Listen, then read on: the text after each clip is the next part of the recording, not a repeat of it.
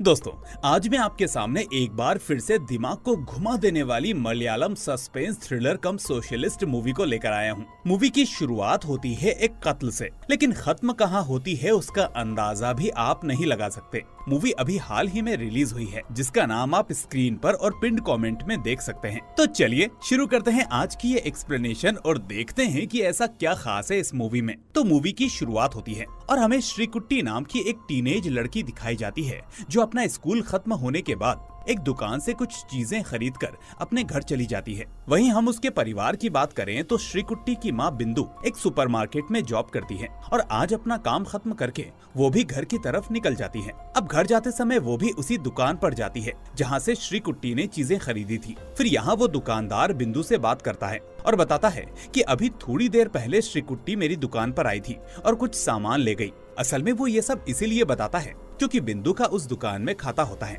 इस बीच वो दुकानदार मोहल्ले की एक घटना के बारे में उसे बताता है और कहता है कि आज मोहल्ले में गलती से एक छोटा बच्चा पानी में गिर गया था, लेकिन आखिरी वक्त पर उसकी जान बच गई, वरना अनर्थ हो जाता। ये सुनकर अब बिंदु आगे बढ़ती है और एक औरत से बातचीत करने लगती है। इसके बाद फाइनली वो अपने घर के पास पहुंचकर श्रीकुट्टी को बुलाती है, लेकिन हम देखते हैं कि श्रीकुट्टी अपने कमरे में बिस्तर पर लेटी होती है। अब बिंदु के कई बार आवाज देने पर भी जब श्रीकुट्टी जवाब नहीं देती तो वो सोचती है कि शायद श्रीकुट्टी सो रही है, इसलिए अब वो उसे जगाने के लिए उसके कमरे में जाती है और तभी वो जो सामने देखती है उससे उसके होश उड़ जाते हैं। उसके सामने बिस्तर पर श्रीकुट्टी की लाश होती है, जिसके गले में एक रस्सी डली होती है। अब बिंदु ये देखकर फूट फूट कर रोने लगती है, जिसके बाद ये सीन यहीं पर कट हो जाता है। फिर अगले सीन में हमें श्रीलीला और श्रीकांत नाम के दो यूट्यूबर्स को दिखाया जाता है, जिनका एक यूट्यूब चैनल है जहां वो रियल क्राइम केसेस पर लोगों से उसी लोकेशन पर जाकर डिस्कशन करते हैं। फिलहाल हमें पता चलता है कि अभी ये दोनों ट्रू डिटेक्टिव नाम की एक सीरीज बना रहे हैं और अभी अभी इन्होंने उसका पहला एपिसोड बनाकर अपलोड किया है, जिस पर उसके अच्छे खासे व्यूज आ रहे होते हैं। खैर, अब इसी दौरान उन्हें एक लॉयर के जरिए श्रीकुट्टी के केस के बारे में पता चलता है, जिसके बाद इस केस की इंक्वायरी करने के लिए ये दोनों श्रीकुट्टी के गांव में पहुंच जाते हैं और वहां एक छोटा सा घर रेंट पर ले लेते हैं। फिर अगले ही दिन ये दोनों एक पुलिस ऑफिसर से मिलने जाते हैं उसका इंटरव्यू लेने के लिए। दरअसल ये वही पुलिस ऑफिसर होता है जिसने श्रीकुट्टी का केस लिया होता है। फिर वो बताता है कि मैं हाल ही में इस गांव में पोस्ट हुआ था और इस गांव में पोस्टिंग के 3 महीने बाद ही मुझे श्रीकुट्टी का केस मिला और ये केस अब तक मेरे लिए सरदर्द बना हुआ है, क्योंकि इसमें लड़का लड़की दोनों ही माइनर हैं और दोनों का रिलीजन भी अलग अलग है। साथ ही वो बताता है कि श्रीकुट्टी का फादर यहाँ एक बड़ा पॉलिटिशियन है, इसलिए मुझ पर ऊपर से बहुत प्रेशर था। इसके अलावा अगर आपको कोई और डिटेल्स चाहिए तो श्रीकुट्टी का पोस्टमार्टम करने वाले डॉक्टर से मिल लीजिए।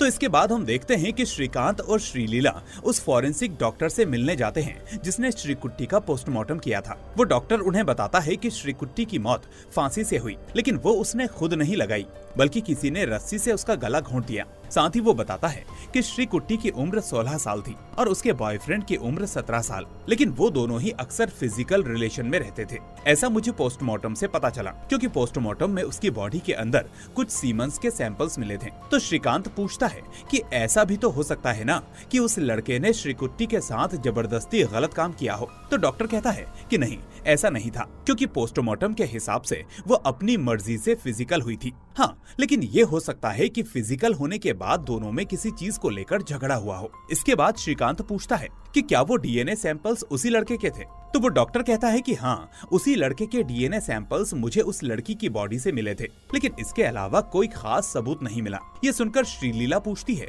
कि अब वो लड़का कहाँ है, क्या उसने जुर्म कबूल कर लिया। तो डॉक्टर कहता है कि वो लड़का अभी जेल में है और उस दिन से अब तक वो कुछ नहीं बोल रहा। तो अब यही इन्फॉर्मेशन लेकर श्रीकांत और श्रीलीला वापस आते हैं और केस के बारे में सोचने लगते हैं, पर तभी उन्हें लगता है कि ऐसे अगर हम सभी से मिलेंगे तो केस की डिटेल्स इकट्ठा करने में बहुत वक्त लग जाएगा। इसीलिए वो दोनों फौरन श्रीकुट्टी के बॉयफ्रेंड के लॉयर से मिलने के बारे में सोचते हैं और उसे अपने पास बुलाते हैं। अब वो लॉयर इन दोनों के पास आता है और बताता है कि ये केस शुरू से ही कंट्रोवर्शियल रहा है। श्रीकुट्टी एक हिंदू है, जबकि उसका बॉयफ्रेंड नियाज एक मुस्लिम है। वो कहता है कि श्रीकुट्टी का फादर एक बहुत बड़ा पॉलिटिशियन है और एक हिंदू कम्युनिटी पार्टी का मेंबर भी है, इसलिए मुझे लगता है कि नियाज को जानबूझकर फंसाया जा रहा है। तो श्रीकांत कहता है कि मुझे ऐसा नहीं लगता, मेरे हिसाब से तो इस केस में 90% चांस है कि नियाज ने ही श्रीकुट्टी को मारा होगा, लेकिन वकील कहता है कि यह सच्चाई तो नियाज को ही बतानी होगी, क्योंकि वो दोनों एक दूसरे से प्यार करते थे और उनके बीच फिजिकल रिलेशन भी था। तो आखिर नियाज उसे कैसे मार सकता है? अब श्रीकांत लॉयर से पूछता है, क्या तुम्हारे पास कोई ठोस सबूत है जो प्रूव कर सके कि नियाज ने हत्या नहीं की? तो लॉयर कहता है कि अभी मेरे पास कोई खास सबूत तो नहीं है, लेकिन अभी हाल ही में मुझे एक इंटरेस्टिंग खबर पता चली है। वो बताता है कि उस दिन श्रीकुट्टी का मर्डर दोपहर 2:30 बजे से 3 बजे के बीच हुआ था और उस वक्त जोरदार बारिश हो रही थी और नियाज अपने दोस्त के घर पर था। तो श्रीकांत पूछता है कि तुम्हें ये बात किसने बताई? तो लॉयर कहता है कि ये बात मुझे उसके दोस्त ने बताई, जबकि नियाज ने ऐसा कुछ बताया ही नहीं। शायद वो शॉक्ड में है कि उसके साथ ये सब क्या हो गया, या फिर उसे टॉर्चर किया गया होगा ताकि वो अपना मुंह खोले ही ना, इसलिए वो अपने बचाव में कुछ बोल नहीं पा रहा होगा। तभी श्रीलीला कहती है कि नहीं, उस लड़के की हत्या नियाज ने ही की होगी, वो भी प्लानिंग के साथ। तो लॉयर कहता है कि ठीक है, मैं तुम्हारी बात मान लेता हूँ, लेकिन अगर तुम्हें कोई सबूत मिले तो मुझे बताना, और अगर मुझे भी कुछ मिलेगा तो मैं तुम्हें इन्फॉर्म कर दूंगा, क्योंकि आखिर में हमें सच्चाई तक पहुँचना है। इसके बाद श्रीलीला श्रीकांत से कहती है, मुझे लगता है कि श्रीकुट्टी और नियाज के बीच फिजिकल रिलेशन के बाद नियाज ने उसे मार दिया, क्योंकि हादसे के बाद से उसका फोन स्विच ऑफ था, जबकि आजकल टीनेजर्स के हाथ में फोन हमेशा रहता है। तो ऐसे में नियाज का फोन इतने घंटे तक स्विच ऑफ रहना शॉकिंग है। इसके बाद श्रीकांत और श्रीलीला श्रीकुट्टी की माँ बिंदु के पास जाते हैं और पूछते हैं कि आपको क्या लगता है, क्या आपकी बेटी को नियाज नहीं मारा होगा? तो बिंदु कहती है, मुझे नहीं पता था कि मेरी बेटी का बॉयफ्रेंड है, ये सब तो मुझे पुलिस ने बताया। मैंने तो ये भी सुना है कि वो लड़का 17 साल का है, माइनर है, इसलिए शायद वो बच जाए। आखिर मेरी बेटी को इंसाफ कैसे मिलेगा? इस पर श्रीकांत और श्रीलीला बिंदु को समझाते हैं कि आप रोइए मत, नियाज को सजा जरूर मिलेगी। इसके बाद ये दोनों श्रीकुट्टी के फादर का इंटरव्यू लेने जाते हैं। तो श्रीकुट्टी का फादर इनसे कहता है कि मेरी बेटी बहुत मासूम थी और उसे नियाज ने ही भड़काया था, इसलिए अगर वो जेल से बाहर आया तो मैं उसे मारकर खुद जेल चला जाऊंगा, लेकिन अपनी बेटी के कातिल को छोड़ूंगा नहीं। खैर, अब वापस आने के बाद श्रीकांत उसके फादर का वीडियो बार बार देखते हुए श्रीलीला से कहता है, मुझे लगता है कि श्रीकुट्टी के फादर ने इंटरव्यू में जो कहा वो सब झूठ है, बल्कि मुझे तो ऐसा लगता है कि शायद उसने ही अपनी बेटी को मार दिया होगा, क्योंकि वो ये सारी बातें बड़े कन्विक्शन के साथ बोल रहा था। वो कहता है कि शायद श्रीकुट्टी के पिता को पता चल गया होगा कि उसकी बेटी एक मुस्लिम लड़के नियाज से प्यार करती है, और ये पता चलते ही उसने सोचा होगा कि अगर ये बात उसकी कम्युनिटी में पता चली तो उसकी इज्जत की धज्जियां उड़ जाएंगी,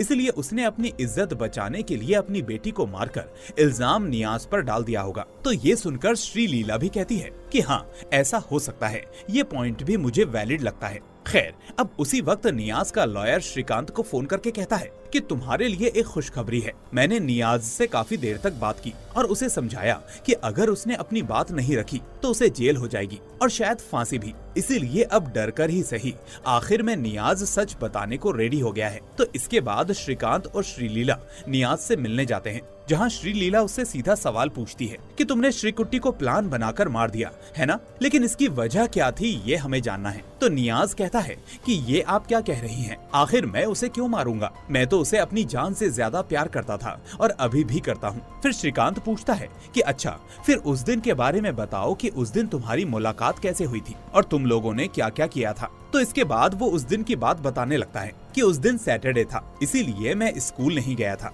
जबकि श्रीकुट्टी स्कूल गई थी और मैं उसका उसके ही घर के पास इंतजार कर रहा था। वो बताता है कि उसके इलाके में एक पागल बंदा रहता है और उस दिन श्रीकुट्टी उसे देखकर डर के मारे अपने घर के पास भागकर आ गई थी, जिसे ऐसे डरते हुए देखकर मुझे लगा कि शायद कोई उसे परेशान कर रहा होगा। लेकिन जब उसने मुझे उस पागल आदमी के बारे में बताया तो मैंने उस बात पर ज्यादा जोर नहीं दिया, बस मैंने उसे यही कहा कि वो पागल बंदा अच्छा आदमी है, तुम्हें कुछ नहीं करेगा, वो बस लोगों से बात करने की कोशिश करता है, लेकिन लोग हैं कि उसके चलने फिरने और पहनावे से डरकर भाग जाते हैं। फिर श्रीकांत पूछता है कि इसके बाद क्या हुआ, तो वो बताता है कि इसके बाद हम दोनों उसके घर के अंदर गए, आपस में बातचीत की और करीब भी आ गए, लेकिन थोड़ी देर बाद मैं वहाँ से अपने दोस्त के घर चला गया और जब मैं अपने दोस्त के घर पर था तो अचानक जोरदार बारिश शुरू हो गई। अब क्योंकि हमारा शॉपिंग का प्लान था तो बारिश की वजह से हम थोड़ी देर वहीं रुक गए और फिर बारिश खत्म होने के बाद हम शॉपिंग पर चले गए। लेकिन जब मैं शॉपिंग से वापस आया तो मुझे श्रीकुट्टी के बारे में पता चला, जिससे मुझे बहुत बड़ा शॉक लगा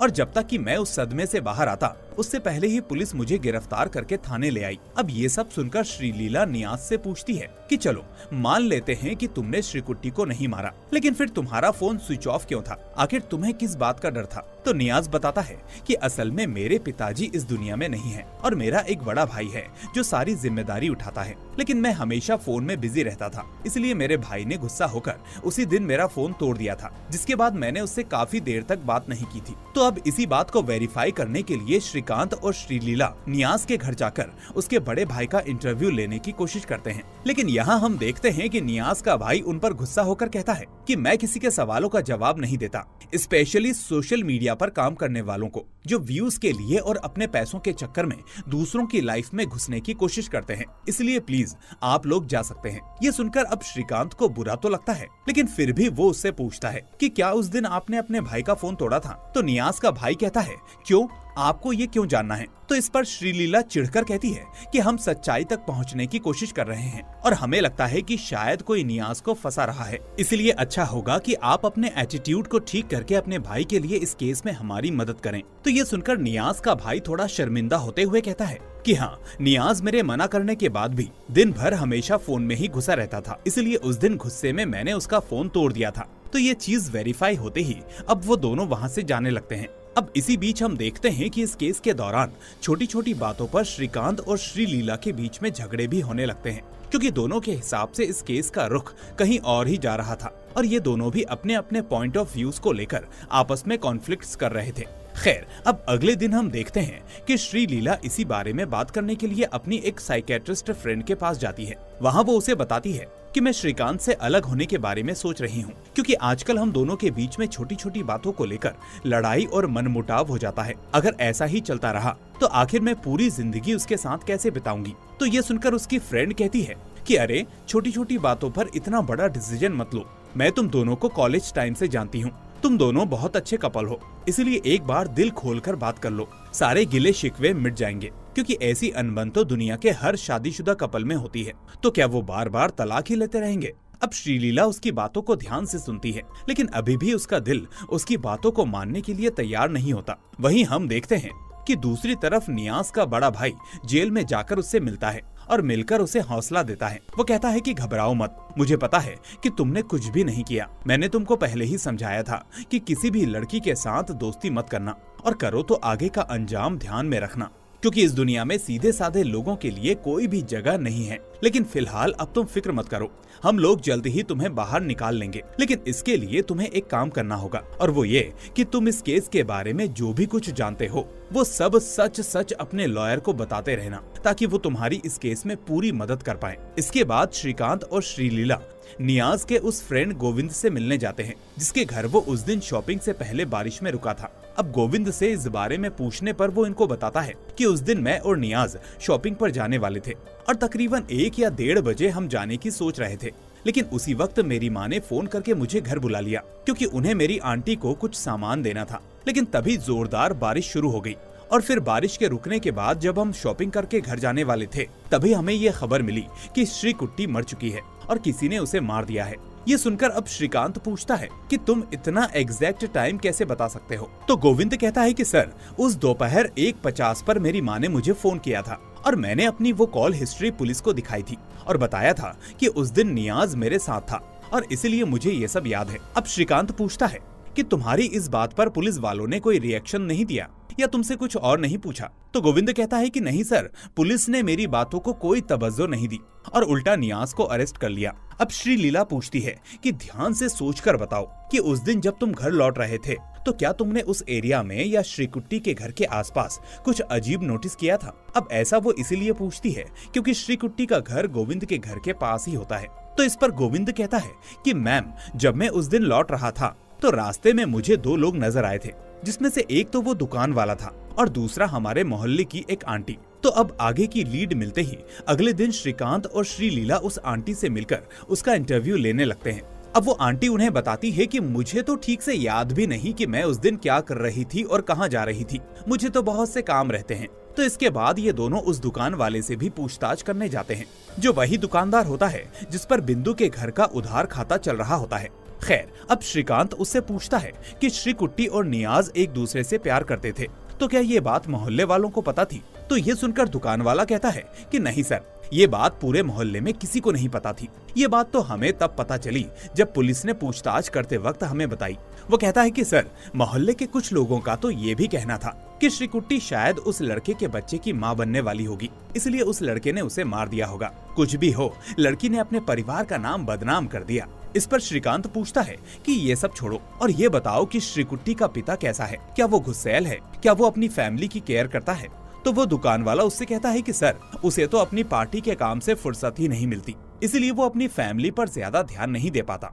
यही वजह थी कि श्रीकुट्टी की माँ बिंदु ही सुपरमार्केट में काम करके घर की जिम्मेदारियां संभालती थी और मैंने नोटिस किया कि श्रीकुट्टी के मरने के बाद उसका पिता बहुत ही वायलेंट हो गया और अक्सर अब छोटी छोटी बातों पर झगड़ा करता है। शायद इसीलिए क्योंकि उसकी बीवी काम पर नहीं जा पा रही और घर में पैसों की कमी है। तभी पूछताछ के दौरान दुकान वाला अचानक कहता है कि सर, मुझे पता है आप मुझ पर भी शक कर रहे हैं, इसलिए मैं बता दूं कि उस दिन तेज बारिश हो रही थी और मेरी दुकान पर कुछ सामान आने वाला था, इसलिए मैं सामान लेने बाहर गया था।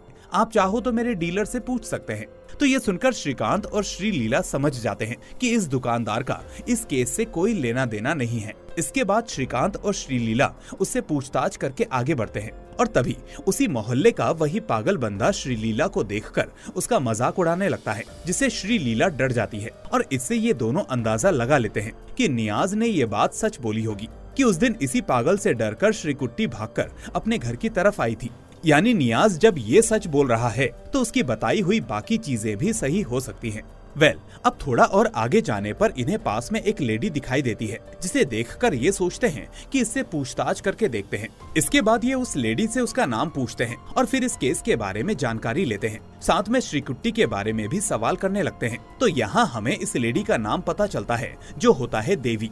फिर श्रीकांत देवी से पूछता है कि जिस दिन श्रीकुट्टी का कत्ल हुआ उस दिन वो उस पागल बंदे को देखकर डर गई थी, क्या आपने इस चीज पर ध्यान दिया था? तो देवी ये सुनकर कहती है कि नहीं, उस दिन मैंने ये नोटिस नहीं किया, क्योंकि जिस वक्त श्रीकुट्टी के मरने की खबर चारों तरफ फैली थी उस वक्त मेरा पति ड्यूटी पर जाने की तैयारी कर रहा था, तो मैं बिजी थी। तो श्रीलीला पूछती है कि उसके बाद आपने कुछ नोटिस किया था? तो देवी कहती है कि नहीं मैडम, मेरे पति के जाने के बाद मैं कपड़े सीने बैठ गई थी, इसलिए मुझे कुछ भी पता नहीं। मैं तो घर से तभी निकली जब चारों तरफ से सभी लोग हल्ला करते हुए श्रीकुट्टी के घर की तरफ भागे थे। तो देवी की बातों से अब ये दोनों और कंफ्यूज हो जाते हैं कि आखिर नियाज सच बोल भी रहा है या नहीं, क्योंकि उसके दोस्त गोविंद के अलावा और कोई ऐसा नहीं है जो उसकी दूसरी बातों को भी सही साबित कर सके। और मान भी लिया जाए कि अगर नियाज कातिल नहीं है तो आखिर वो कौन हो सकता है। इसके बाद ये दोनों सोचते हैं कि अगर श्रीकुट्टी के पिता ने ये सब किया होगा तो वो तो ये सब साफ कबूल कर लेता और खुद जेल चला जाता, क्योंकि ये सब उसने ही किया है।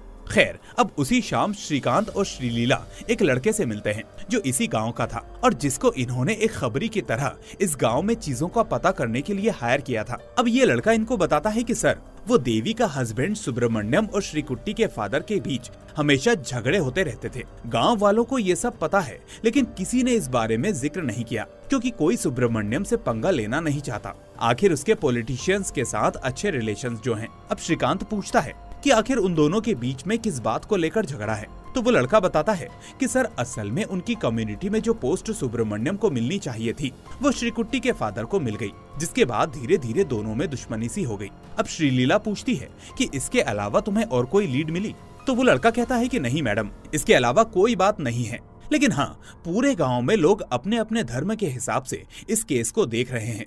मुस्लिम कह रहे थे कि श्रीकुट्टी के पिता ने उसको मारा, जबकि हिंदू कह रहे हैं कि नियाज ने ही उस लड़की को मारा होगा। इसके बाद अगले दिन श्रीकांत और श्रीलीला देवी के हस्बैंड सुब्रमण्यम से मिलने जाते हैं, जहां सुब्रमण्यम उनसे कहता है कि हाँ, ये सच है कि मेरे और श्रीकुट्टी के फादर के बीच में झगड़े होते थे और अभी भी हो जाते हैं, लेकिन ये दुश्मनी इतनी बड़ी नहीं है कि उसकी बेटी को ही मैं मार दूं।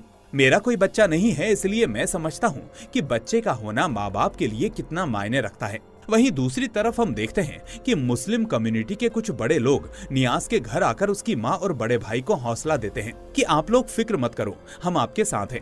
लेकिन इस पर नियाज का बड़ा भाई उनसे कहता है कि सर प्लीज, ये हमारा घर का मामला है, इसे आप रिलीजन का मुद्दा मत बनाइए और हमारी फैमिली को लेकर पॉलिटिक्स मत कीजिए।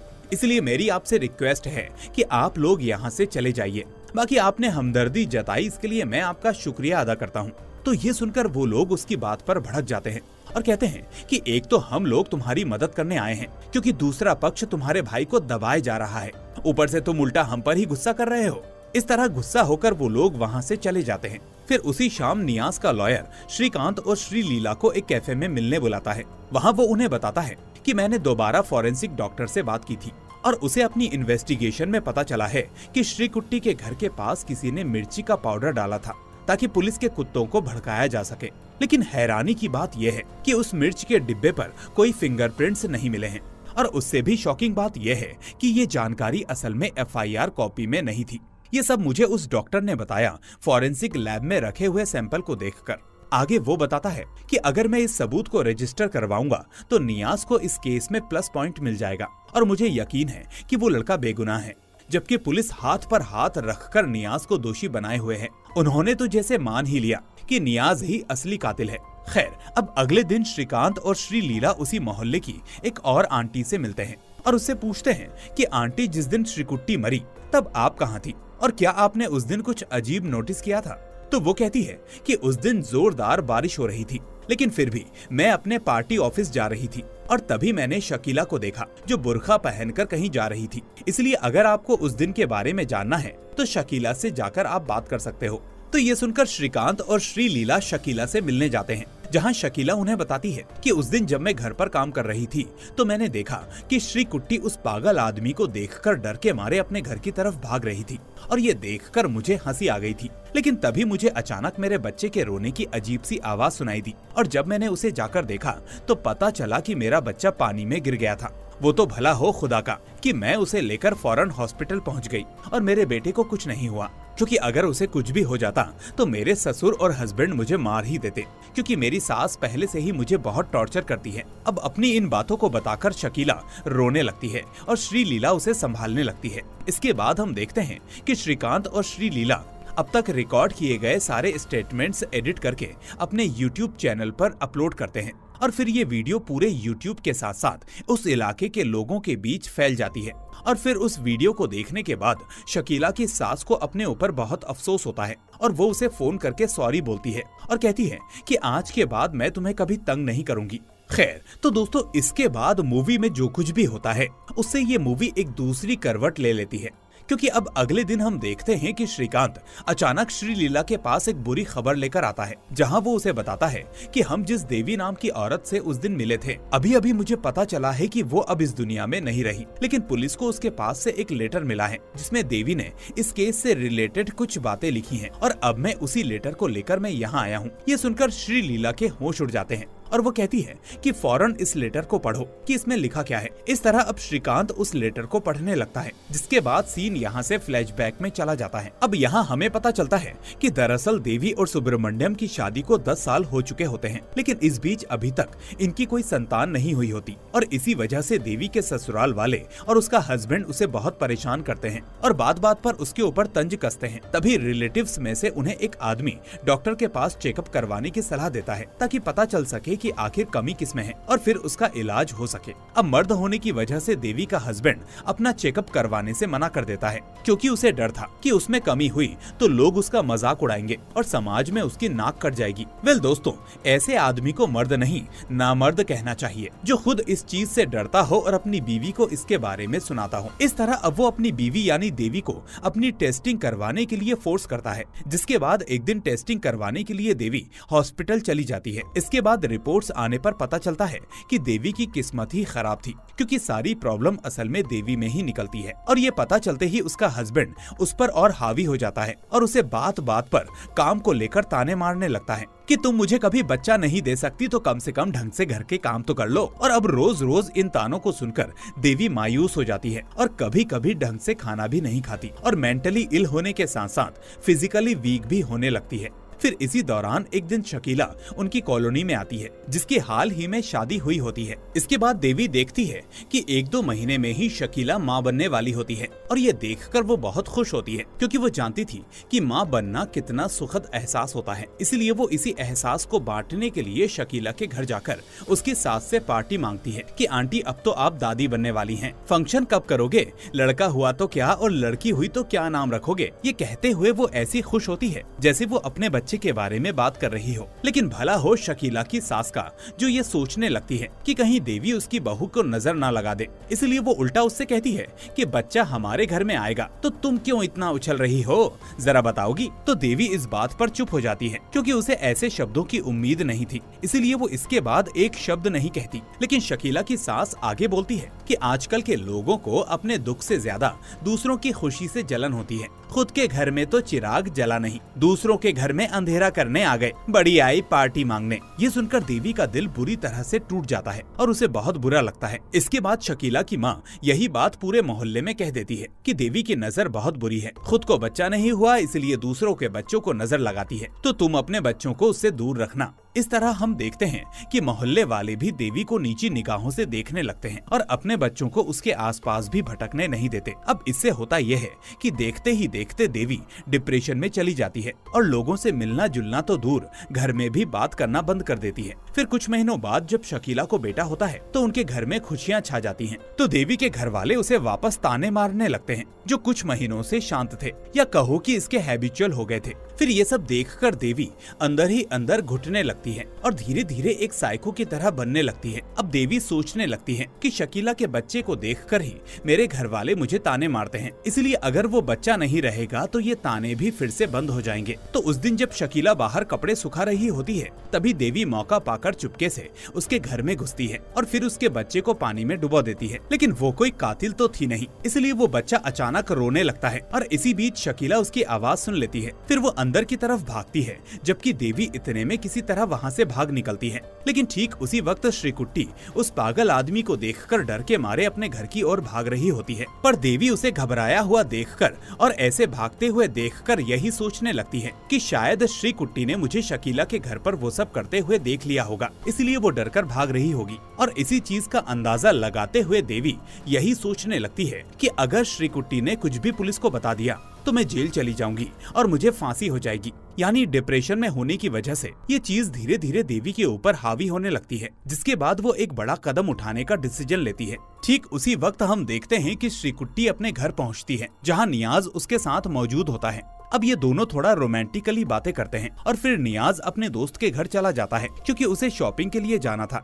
इसी बीच श्रीकुट्टी अपने घर में अकेली रह जाती है, जबकि उसकी माँ बिंदु अपने काम से वापस आई नहीं होती। तो इसी बात का फायदा उठाकर देवी वहाँ पहुँचती है और एक रस्सी से श्रीकुट्टी का गला घोंटकर उसे मार देती है। लेकिन उसे मारने के बाद ही ये चीज उसके दिमाग पर और हावी हो जाती है, क्योंकि वो ऐसा करना नहीं चाहती थी, लेकिन गुस्से में उससे ये सब हो गया। यानी एक तरह से वो बीमार थी और उसे नहीं पता था कि उसके साथ ये सब क्या हो रहा है। फिर उस दिन की घटना के बाद से देवी और ज्यादा डिप्रेशन में चली जाती है और धीरे धीरे उसका गिल्ट बढ़ता जाता है। अब उसे महसूस होने लगता है कि मैंने एक छोटे से बच्चे को मारने की कोशिश की और फिर उसके चक्कर में श्रीकुट्टी को मार दिया, लेकिन अब मैं ये सारे पाप नहीं उठा सकती। और ऐसा सोचकर वो खुद को खत्म कर लेती है और ऐसा करने से पहले ये लेटर लिख लेती है ताकि सभी को सच्चाई का पता चल सके।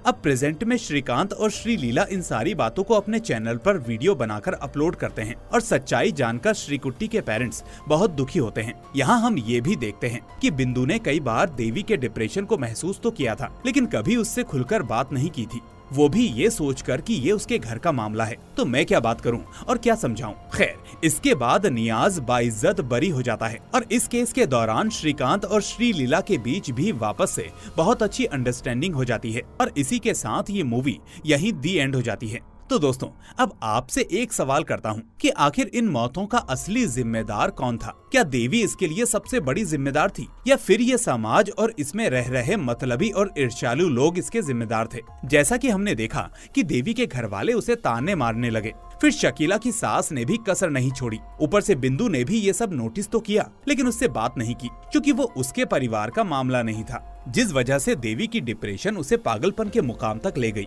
और उसके हाथ ये कत्ल हो गया और फिर उसने खुद को भी खत्म कर लिया।